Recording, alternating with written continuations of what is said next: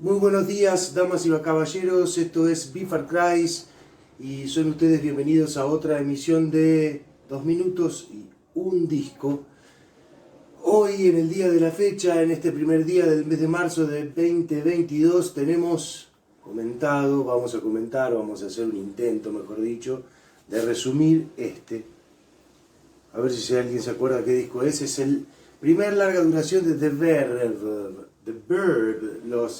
la banda de Richard Ashcroft y compañía. A Richard Ashcroft hoy creo que lo conoce todo el mundo porque se convirtió como una especie de superastro de la música inglesa con su carrera solista y que bueno, nada tiene que ver con la época de los dos primeros discos de The Verve. Vale decir que nada surge de la nada, valga la redundancia, y los Verve ya tenían, antes de que es el primero, en el año 93, ya habían sacado varios EP, entre ellos el EP del mismo año que que llamó The Verve también,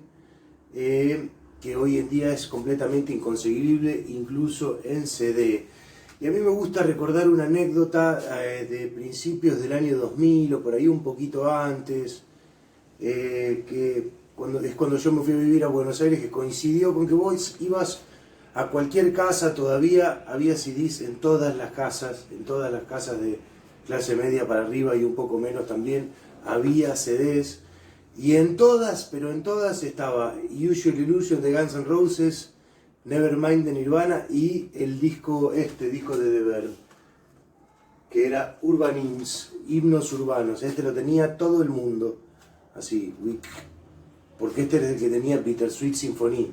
que fue el superclásico de The Verve,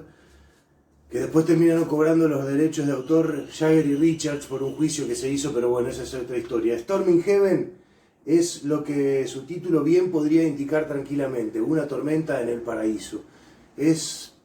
una cosa guitarrera, alucinante, los temas no son canciones, vale decirlo, esto tiene 10 temas, porque no se podría decir que estos son canciones, más bien composiciones, y son pasajes guitarreros.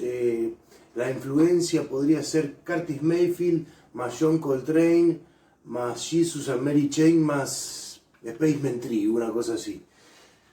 A ver, es difícil a veces describir la música y sobre todo cuando es algo nuevo, así que lo mejor que